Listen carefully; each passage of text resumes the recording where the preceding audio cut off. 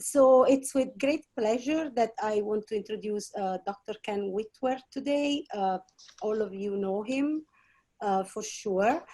He's an associate professor at Johns Hopkins University, and he's been working on extracellular vesicles since 2002, for almost 20 years now. His background is in viruses, and so it's very interesting to hear his talk in this particular time. And he has contributed, so he's been a chair of science and meeting for ISER for almost 4 years now, and he's been part of the society for a longer time. And he has incredibly contributed to guidelines, to provide guidelines for EV research, and is working towards standardization, creating groups that focus on that. And is published extensively on EVs, is the recipient of probably more than 5 NIH grants. So it's been incredibly successful in this field, and I'll just let him speak. Well, thanks very much, Carolina, for the invitation, and I'm very excited to share some information about what I consider to be the super EVs. And those are the enveloped viruses. So when Dolores says that I've been working on EVs since 2002, I'm cheating a little bit, but not really, because I'm talking about the retroviruses, which are enveloped viruses. And in the talk today, I really just want to bring you the perspective of somebody who has worked with enveloped viruses for a while. Because enveloped viruses can really do many of the things that we attribute to EVs, and in ways that they have evolved for quite some time to do. So that's why I consider them to be the super EVs. And so Carolina, I'm having a little bit of a problem here with advancing, but let me see if I can try something different. There we go. All right, so I first want to note, so some of you might have noticed that my title changed during the, after the first posting of this event. And my original title was EVs are going viral. And somebody contacted me and said, you know, this might not be appropriate since we're in the middle of a viral pandemic right now. We don't want to make light of a very serious situation. And I think it's important to be sensitive to those concerns. And so I did change my title. I don't want to give a wrong impression. Certainly we should be very serious about what's happening in the world today. And we should be doing everything that we can to fight this pandemic. At the same time, though, I think that I had packed several layers of meaning into that title. And now that I can explain it to you in context, I would like to do that. So why was I thinking of the term EVs are going viral? Well, there were two reasons that are not directly related to the topic of my talk. And the first is, of course, that going viral means that something is hot. And we know that the field of EVs is very hot right now. So this is just an illustration of the increase in publications where we're looking here at a log scale, and you can see that the interest in EVs, the interest in EV research is continuing unabated. So it's a very hot topic, a very timely topic, and we see a lot of new people coming into the field every year. But there's a downside to that too. And the downside to that also has some problems that are now being experienced as people are trying to apply certain kinds of extracellular vesicles in therapies. And let me just read you here what the FDA said. That they said clinics may claim that these products do not fall under the regulatory provisions for drug and biological products. That is simply untrue. So I wanted to emphasize this downside as well, because then it also relates into what is happening right now, where we see on YouTube and we see on the internet that various clinics or various doctors or various self-proclaimed experts are telling us things about exosomes and SARS-CoV-2 that may or may not be true. I think that it's a time when there's a lot of excitement, a lot of interest in coming up with new ways to combat the virus. but you also get people crawling out from under rocks and trying to take advantage of the situation. So we have people, contacting ICEV officers every day about some of these unscrupulous activities. And I would just encourage you to keep your eyes open for these and to try to provide good information when you can as experts on EVs. Because a lot of these products, unfortunately, a lot of these products are not only not exosome products, they're not even EV products. At the very best, they're a cell release aid or may even be contaminated with things that should not be put into a patient. So that's the up and the downside to the going viral thing. But EVs are also viral in many other ways. And the first is that that enveloped viruses themselves are EVs. This is not a difficult concept. It's a particle that is delimited by a lipid bilayer. And by the MySev 2018 definition, we need to have that lipid bilayer. We need to have some contents, and also importantly, viruses cannot replicate on their own. So you never see a virus that can just divide and conquer. It has to be associated with a host cell. So the enveloped viruses, indeed, by biogenesis, are EVs, by biogenesis, by morphology. The other way in which viruses are like the other EVs is that these particles are all moving around in the multicellular organism, not under their own volition, right? Not under their own power. So we have seen some examples of very large EVs that have cytoskeletal components. So you've probably heard Dolores de Vizio talking about this, and we've seen a paper from Jan Letval's group that shows that some EVs can be motile. But in general, the EV and also the subtype of EVs that are the enveloped viruses rely on fluids in the host or some other means to get from one part of the body to another, so they cannot transport themselves. EVs and other viruses, viruses and other EVs are also known for their interactions, their specific interactions with recipient cells. And I'll talk a little bit more about this later. There are also commonalities in function. So this transfer of materials to distant cells that we like to study in extracellular vesicles of the host, this is something that, as I mentioned earlier, the virus has evolved to do very well.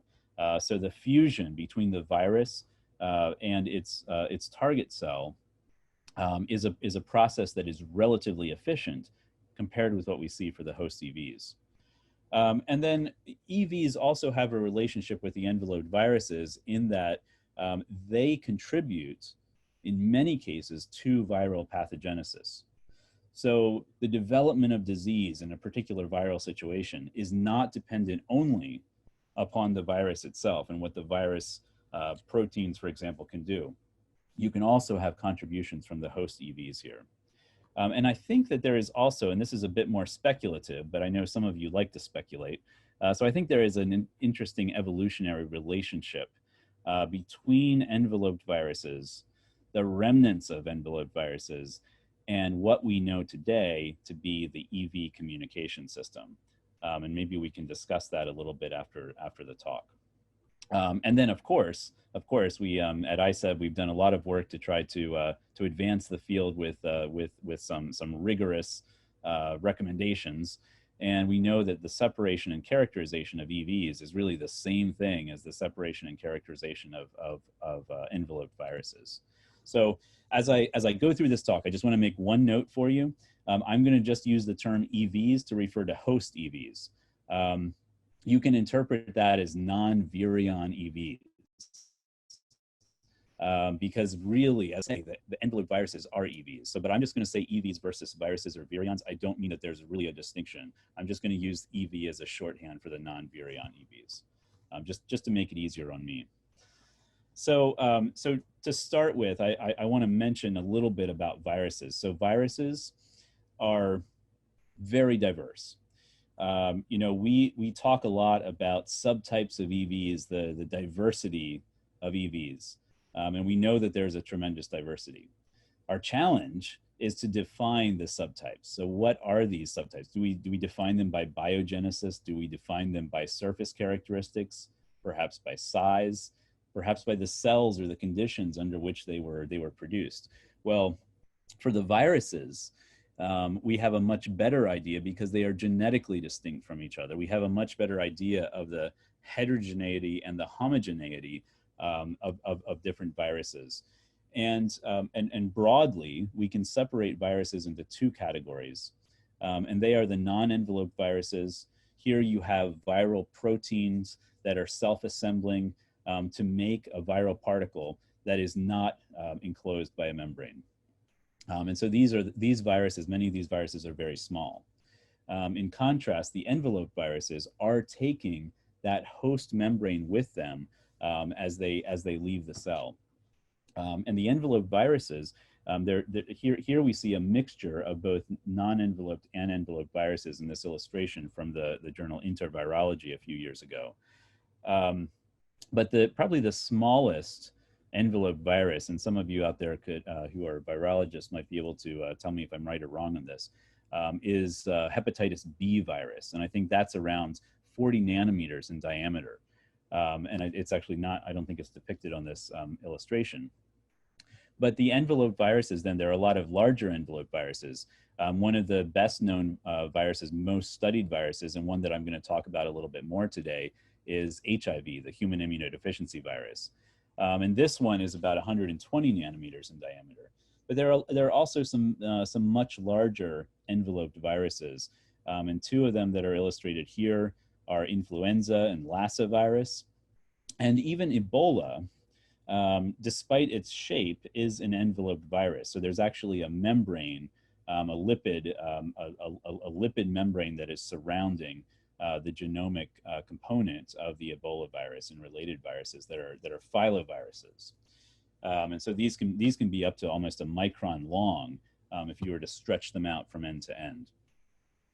And among the enveloped viruses, of course, we can make further subdivisions by looking at their genomes and how they replicate their genomes. So we have the DNA viruses and the RNA viruses, and then a subset of the RNA viruses are the retroviruses, where we're going from an RNA genome to a DNA intermediate that is inserted into the host genome.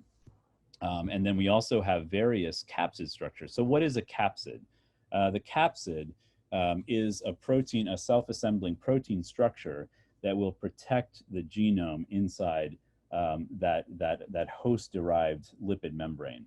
And some viruses, some enveloped viruses, do not really have much of a capsid. You have more of just a presence of the genome in the lumen of the virus without a capsid. But then you have other kinds of capsids that could be free-floating within the enveloped virus, or they could be somehow attached, and they can take different shapes too. So I want to give you some examples of what viruses can do, because I like to think of viruses as a great way to understand what we should be studying with extracellular vesicles. And so the examples I'm going to give today are HIV, which I actually know a few things about, and then SARS-CoV-2, which I know almost nothing about, but I'm hoping to learn a little bit more. I come from a laboratory, so I'm part of this about 10 PI laboratory at Johns Hopkins that's known as the retrovirus laboratory. And it's known as the retrovirus laboratory because my senior colleagues were studying retroviruses back in the 1970s, specifically retroviruses that infected sheep and goats. So Visna of sheep, caprine arthritic encephalitic virus of goats. And when HIV was discovered in the early 1980s, they were well poised to use their animal models to learn more about AIDS and about the retrovirus that caused it. And so we're known as the retrovirus laboratory, and we really study lentiviruses and animal models of various aspects of HIV disease.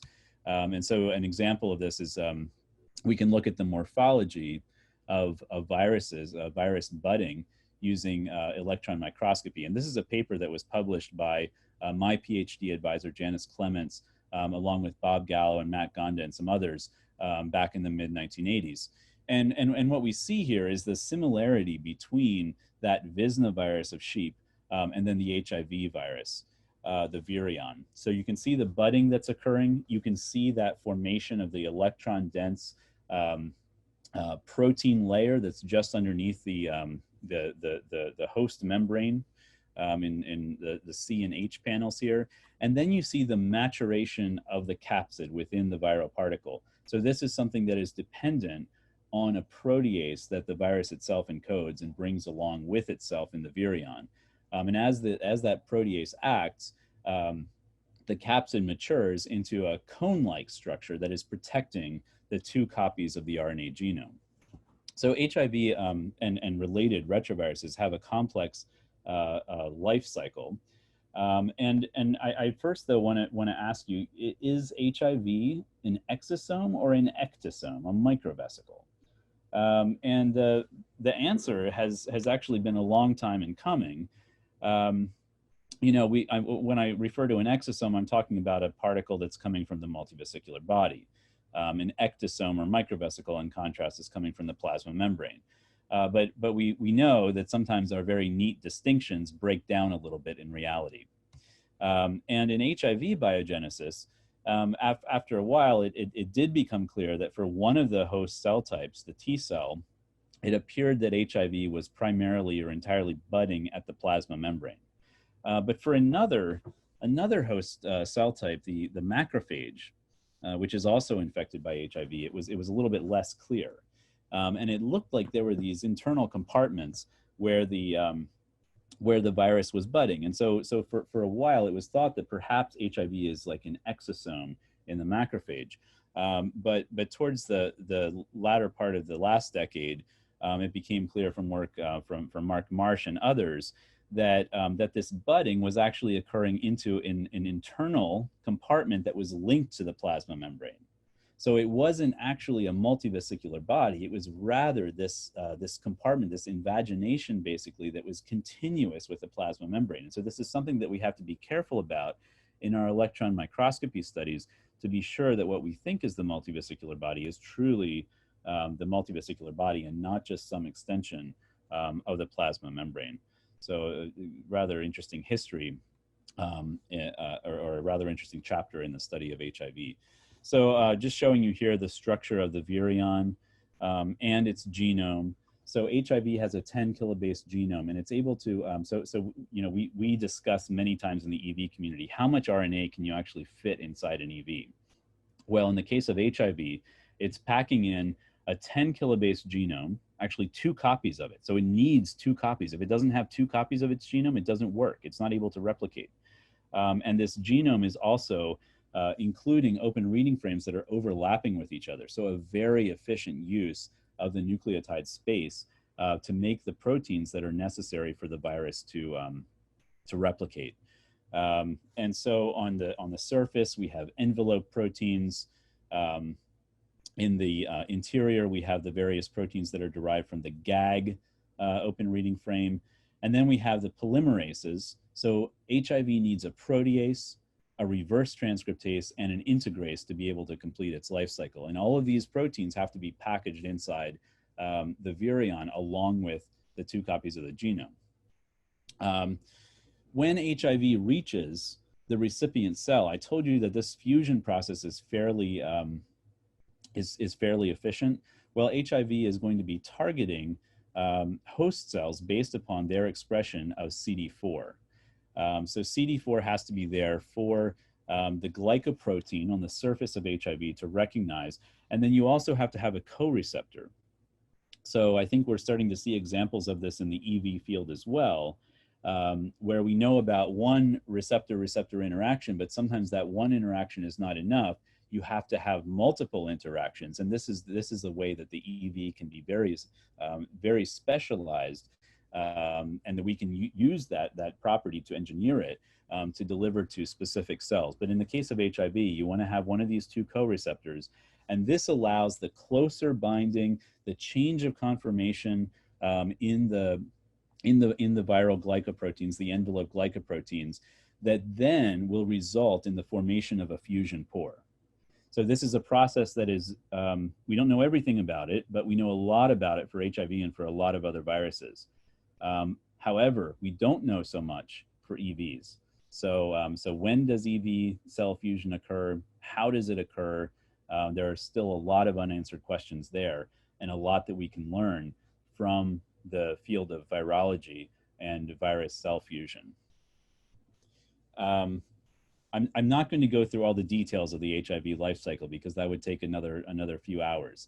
But I just want to mention that this is a complex life cycle, and that it requires the loading of all of these different components, these different tools that the virus uses to be able to complete that life cycle. And actually, one very interesting thing is that HIV brings along with it, you see down here on my screen at the lower left, a tRNA.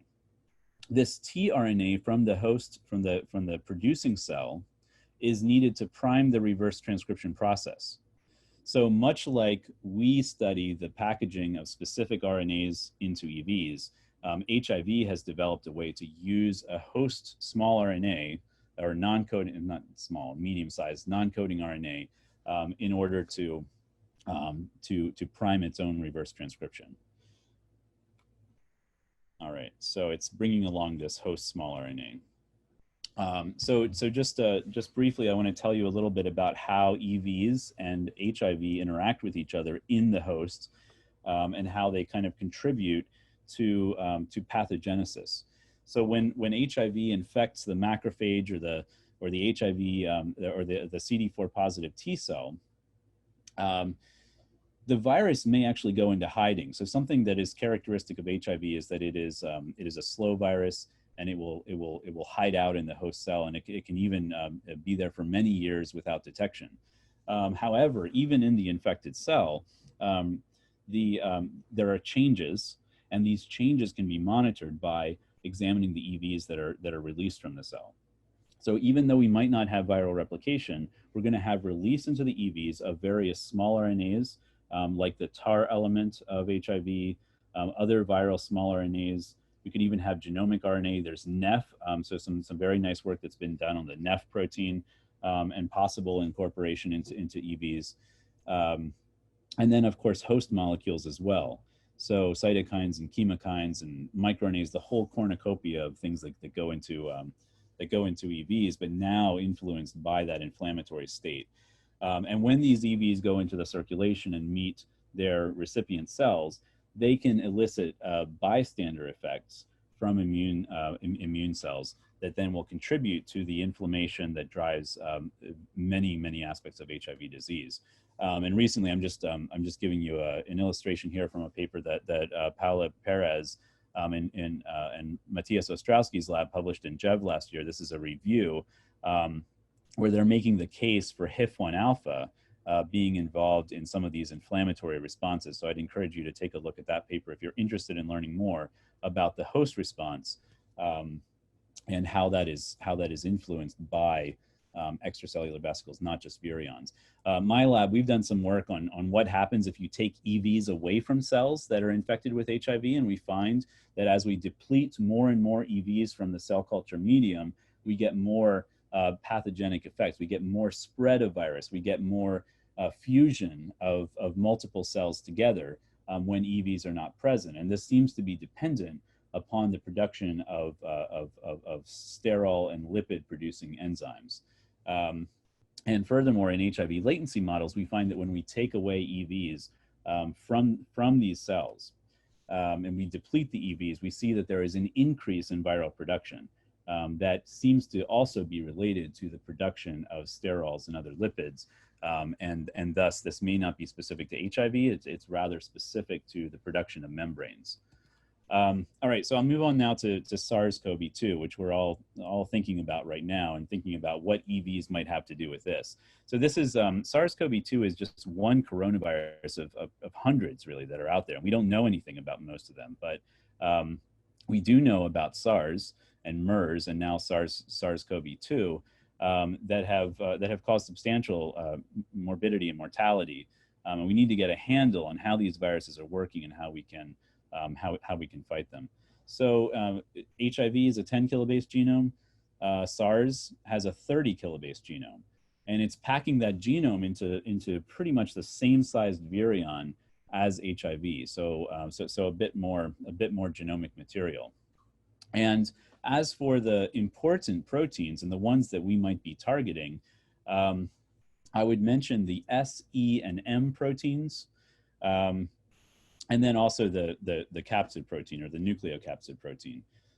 So while the nucleocapsid protein illustrated here in red on the interior is binding to the genomic elements, on the surface, we have three different proteins. We have the membrane glycoprotein. So this is a transmembrane protein that will form multimers, and it will also contact that nucleocapsid protein on the interior, so helping to coordinate the shape of the virion.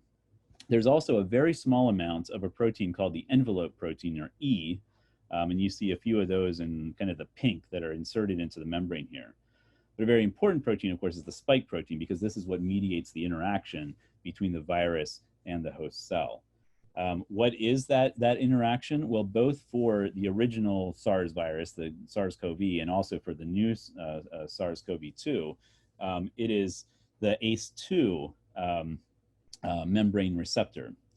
And this interaction is what mediates the binding of the virus to the host cell, and then also the entry. So entry is not going to happen, though, without a contribution from a cellular protease. So the cellular protease is TMPRSS2, and it will prime the spike protein for entry. So if this priming doesn't occur, you're not going to have entry.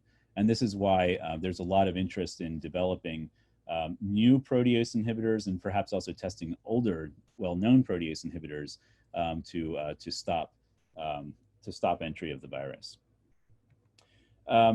So, you know, I think we as EV scientists are really interested in what we can possibly do to help with COVID-19. And I think there are several ways both on the diagnosis and prognosis side, and then also on the therapeutic side. One of those is diagnosis. So I have some colleagues who are working on using EV separation technologies to try to concentrate virions, EVs, to get a better signal for those diagnostic tests. However, I think we also have a lot of opportunities in prognosis. So can we use the EVs, not necessarily viruses, but EVs, to assess the health of some of the organs that we know are affected by COVID-19, and those would include the lungs, obviously, but then the heart, the CNS, and others. So just as we are trying to find good markers for cell or organ-specific EVs, we can now use some of those markers in the search for better prognostics for this disease. And then there's this concept of reinfection or reemergence of the virus. It's not clear why this is happening yet, and whether this is truly reinfection or if this virus is actually something that hides out in the body, like HIV, probably with a different mechanism. But for that reemergence or that reinfection, could we detect this early in the recovered patient, perhaps by using EVs and looking at some of the subgenomic fragments of RNA that might be present there if this virus is like some of the other viruses that we know about. And on the therapy side, of course, vaccines are a big one. There is a problem potentially in that there appears to be some antibody dependent enhancement, or ADE, when you have neutralizing antibodies to SARS-CoV-2. So this has been reported in several papers now. Perhaps we can engineer a solution to this, find a way around it. There has been talk of using EV decoys to prevent spread of the virus, new spread or spread within the organism. And this would probably be using the receptor or some blocker of the receptor. There could be targeted delivery of anti-receptor or antivirus RNAs. And then I think right now we're starting to see the beginning of some clinical trials of EVs coming from MSCs, for example, that could be anti-inflammatory and could also contribute to regeneration in the damaged tissue. And so one of those is underway in Wuhan right now. So they're using MSC EVs that have been inhaled by the patient. So they're delivering those by inhalation. And this trial is underway right now. All right, so I think we're getting towards the end here, Carolina. So do you want me to stop here, or should can I say one more thing about packaging? Yes, go on, Ken. It's really nice. Okay, well, so this is just a part about this idea of viruses versus versus other EVs and which came first. So there is certainly a lot of evidence that that viruses are influencing what our EVs can do today. And so some things never go out of style. I think the retrovirus has never gone out of style. And in fact, we find that a large portion of the human genome is retroelements, and 8%, fully 8% are endogenous retroviruses. So the endogenous retrovirus is a virus that has incorporated into the germline. So not just into an individual cell, but actually into the germline, so that we inherit this thing over generations. And in the human anyway, these endogenous retroviruses are not active. That is, they cannot replicate. In some other animals, they are still replicating. But in the human, they don't. However, I want to point out that some of these endogenous retroviruses have functional envelopes or parts of functional envelope proteins, and this could be relevant for EV entry.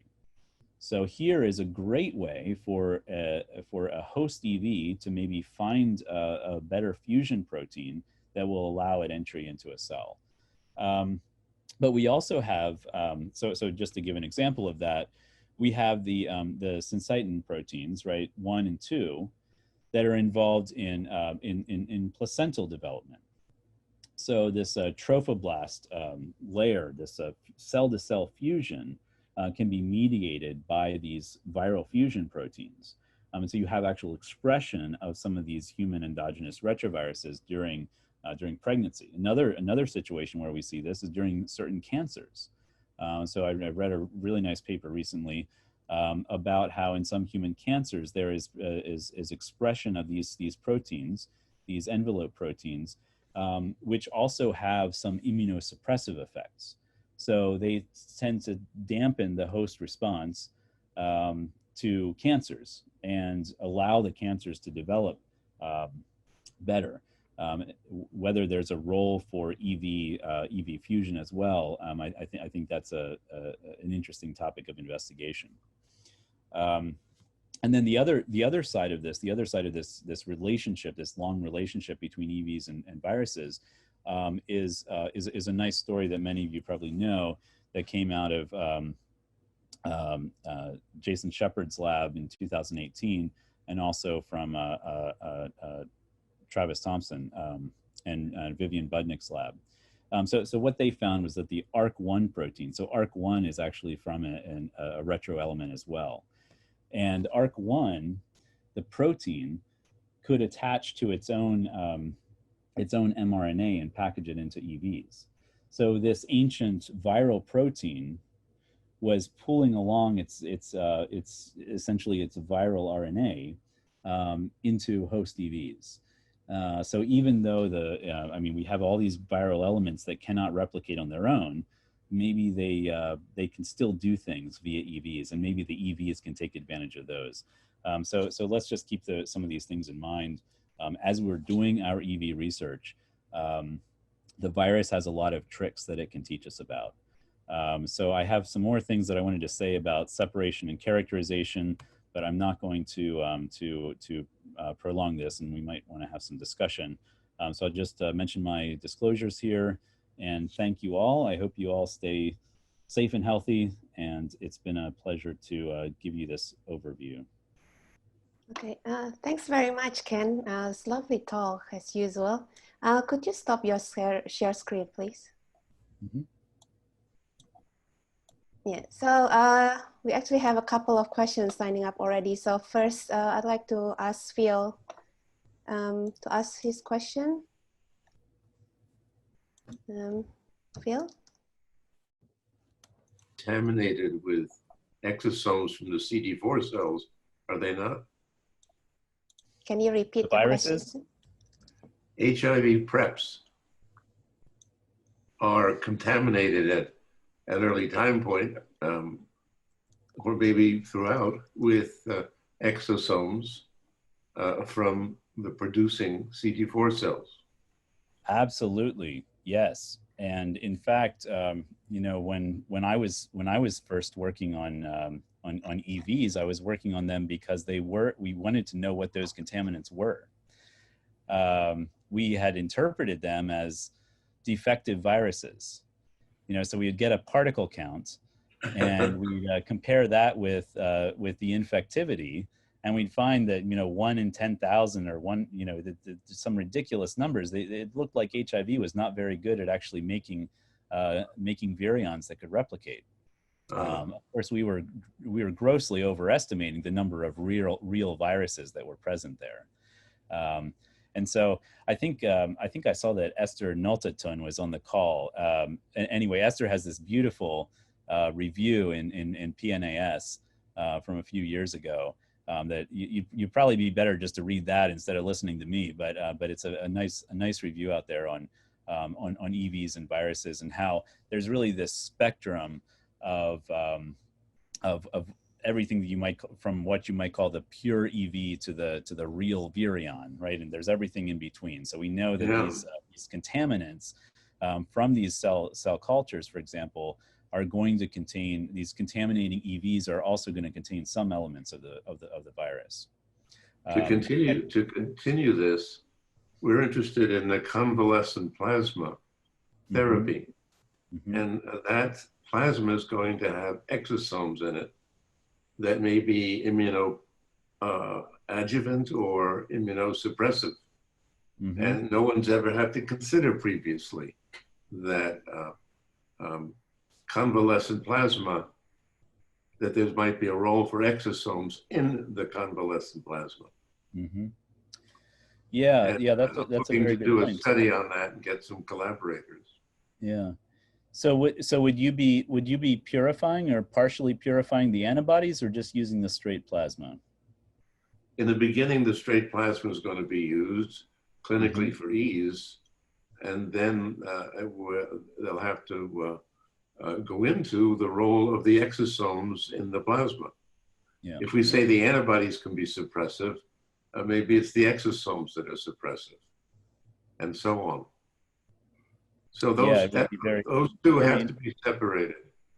Yeah, very interesting to understand, you know, because I think also different classes or different types of EVs can have counter effects. So it would be quite interesting to separate those. Right, that would be, of course, pelleting and then comparing the depleted versus the exosomes versus the combination. And all of that would have to be done first in a mouse model. Very nice. Please get in touch with me, anybody, if you'd like to collaborate in such studies. So the next question is from Roger Alexander. Hi, Roger. Go ahead. Dolores. So, Ken, I actually have two questions. The first is, you know, you said that SARS has 30 KB genome. Does it pack 2 copies? Like HIV needs 2 copies. Does it pack 60K in the virion, or just 30? And then the other question, which I guess Tom gets into later, is we understand a lot about how viruses work, and we understand a lot about how, you know, they fuse into their target cells. So it seems like it would be a good place to look for understanding how EVs fuse with their target cells. Talk about that a bit. Yeah. Yeah. So oh boy, I'm getting so let me start with that one. So the fusion, you know, I mean, we know of some host proteins that are mildly fusogenic, and they include the tetraspanins. But this fusogenicity is nothing compared with, you know, the vesicular stomatitis virus protein, for example, or HIV for that matter.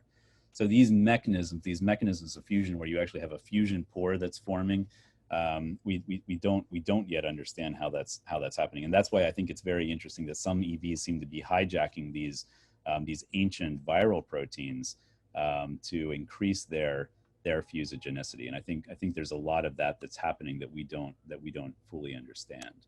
Roger, can you just remind me of your first question again? I'm two genome copies, two copies, like how much is packing? Yeah. So as far as I know, that's not necessary for the coronavirus.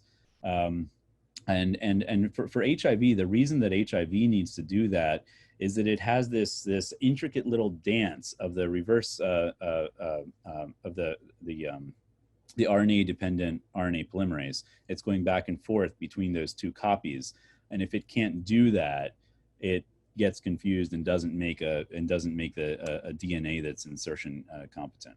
So that's, I think, something that is unique to HIV and closely related viruses, as far as I know. So in the end, yes, I mean, HIV is packing 20 kilobases, whereas the coronavirus, it's 30 plus, plus whatever host RNAs are coming along.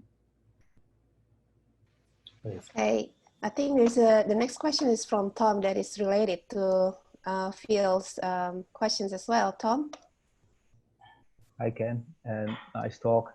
So I was wondering, we have now so many proteomic studies on EVs out there. So I was wondering, these viral proteins that may mediate fusion, why do you think they have been overlooked? And could there be cellular proteins that have fusogenic activity that we don't know yet of?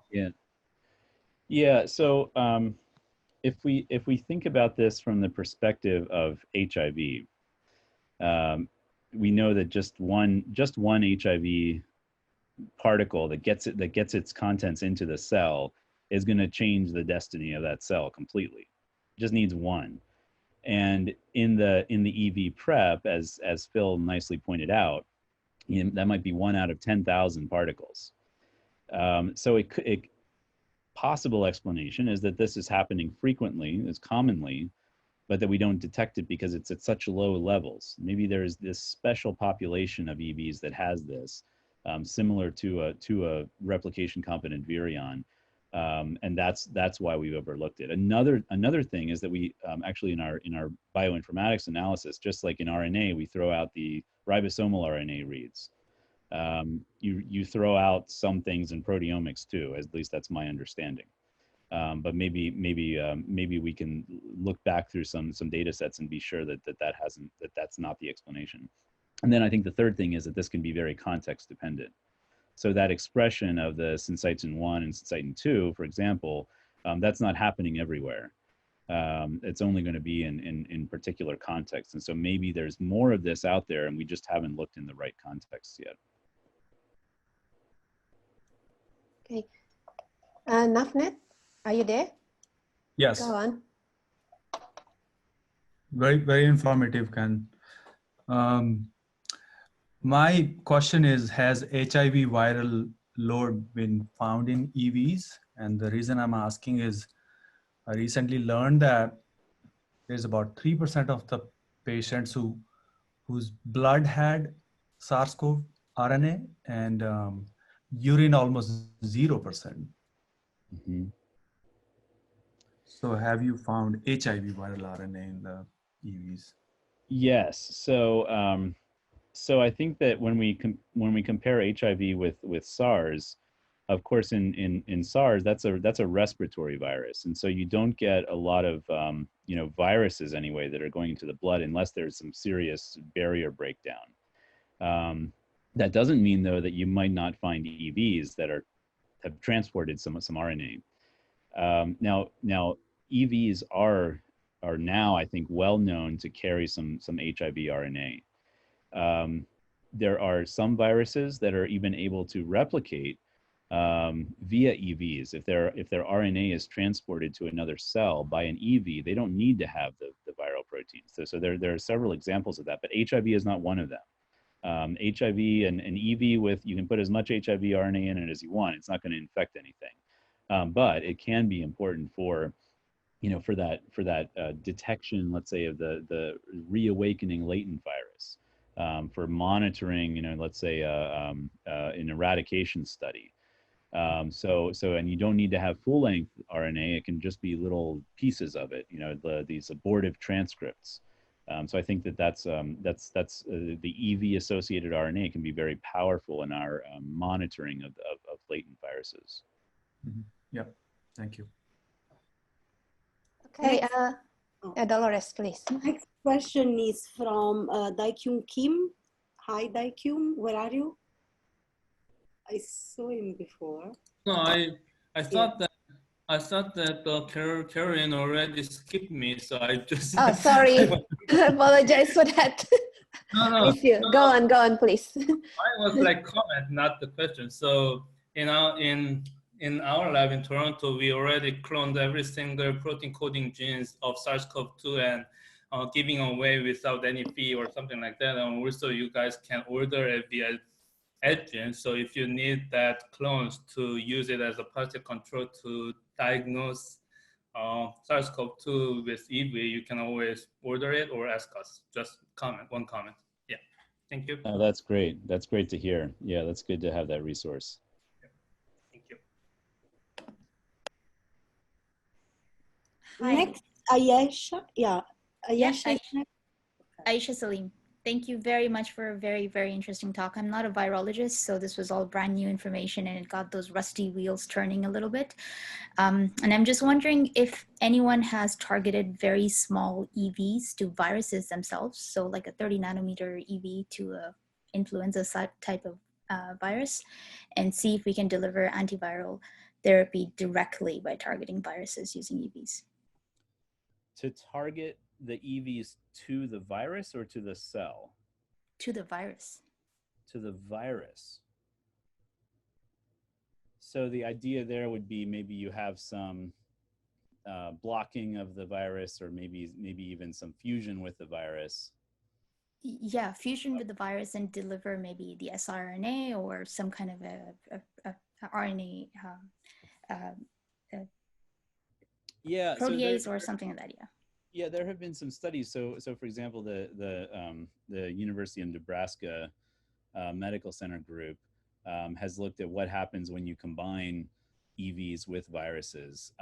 So basically, what happens if you cloak a virion with a bunch of host EVs? Is it going to be more or less able to infect a target cell? And actually, not just their group, but other groups have done this, and there are even some conflicting information. I mean, probably depending on the context. But as far as using that to deliver something to the virus, I don't know of that having been done. It's a very interesting thought. Thank you very much. Yeah, perhaps it's more for pulling down the virus, but since the virus doesn't have its own machinery to replicate, it's interesting strategy. So the next one, Muhammad, please ask your questions. I will. Hello, can you hear me? Yes. Hi. Yeah. Thank you first of all, thank you for the nice talk. It was very inspiring and informative. Actually, I have one question based on the size of virus. Like HIV is 20 kb and the COVID-19 has 30 kb. And because as we know that they are endocytosed and they go to endosomal lysosomal pathway, they need acidification and release, disassembly, and then formation of new particles. My question is that relevant to the size? Because earlier release will affect it will facilitate the accelerated replication of the virus. But if it has the more size and the high size or larger size, it will delay a little bit. Because we have been doing with this RNA that we have been delivering messenger RNA of different sizes to endosomes to produce our proteins of interest. And we have shown that we have observed that different sizes affect their release and production of, I am inspired from my own experience. Yeah. So that's a good question, and you're right that for a lot of viruses, you do go into the endosome. For some viruses, you don't, right? So I mean, for some viruses, you need the acidification. For others, you don't. And I think that it's also important to think about the size in relation to the protein coding as well, right? So in the virion, like let's say the HIV virion, you have this capsid, and in fact, the entire capsid is delivered as this big, this big pill that goes into the cytoplasm, and that has to be there. So it's not just the RNA, it's that whole package that gets delivered with the, with the polymerases inside it, with the host RNA, with just all the building blocks that you need. So that the process of the reverse transcription starts within that capsid. So you would think that would be maybe the most difficult thing to deliver, and yet somehow that happens with that viral fusion. So I think it's quite interesting to hear the work that you're doing with the different sizes of messenger RNAs, I guess, right? Yeah, we have been delivering different messenger RNA, and we have shown also in Nature Communication that our release from the endosomal release is dependent on the sizes, also different right. nanoparticle sizes also, as you mentioned. The same applies to the virus sizes. So do you know, are those RNAs associated with proteins in the EV, or are they? Do you think they're just there by themselves? We're not sure that like how much proteins they are produced from the one cell and delivered to the other cells, but loaded with the messenger RNA. It's like kind of, we consider the virus, maybe these EVs have other receptors and other proteins. Which type of proteins they have, we are not sure about that. Okay, so yeah, we're nearly at the end of our sessions. I just have one question that I like to ask Ken. So I think one of the very interesting bit that you shows among of all that is also how if you deplete the extracellular vesicles, that sort of help the spread of the HIV virus. Did I get it right? And I was just wondering whether that is the same case for any type of virus, or what your thoughts about it. It sounds like it's a defense mechanism. Yeah, so I mean, based upon our results, what we think is happening there is that when EVs are depleted from the cell, so the cell is sensing the presence of, it's almost like a contact inhibition kind of thing. We don't know if it's different for cells and EVs or not. But when the cell does not sense that presence, I even think sometimes about the EV as like a security blanket that's surrounding all these little EVs that you see this in electron microscopy of cells. They're decorating the surface of the cell. If you are taking the EVs away constantly, the cell is going to change its program. Its transcription program, its translation program, and it's going to tend to want to make more membrane. That's what we think anyway. And that membrane might also have some different characteristics. And so we think that the virus that's produced from those cells is itself more infectious. But actually we're seeing effects at different stages of the life cycle when we alter the presence of EVs around the cell. What if the EV is actually covering the receptor, so it's sort of saturating it, that it's avoiding, the virus to actually bind to receptor on the host cells, and therefore it's sort of like a passive inhibition type of thing? Right. So I mean, those EVs that are on the surface of cells, what is their function? I mean, are they maybe like another protective layer? And you can envision a few things that they could be doing. But yeah, and if you can take them away, you might see more infection as well. Yeah, Muhammad, you like to comment a little bit? Yeah, actually, it's I have one I have read one paper last night, because these days I was reading a lot about the viruses and bacteria. And there is according to your question, there is one paper that's published on bacteria, and I don't know the author name, but what I can refer that. What they did that the bacteria is producing the toxins, and the one bacteria is producing these EVs, and it attacks to, it's like a scavengers. It attacks to those toxins produced from the one bacteria, and it's a defense mechanism. It's defending the one bacteria against those toxins. So the virus, it can happen the same in viruses, I assume. That is kind of EVs are defense mechanisms. Yeah, they can be decoys. Yeah. Yeah, it was very nice paper in Nature.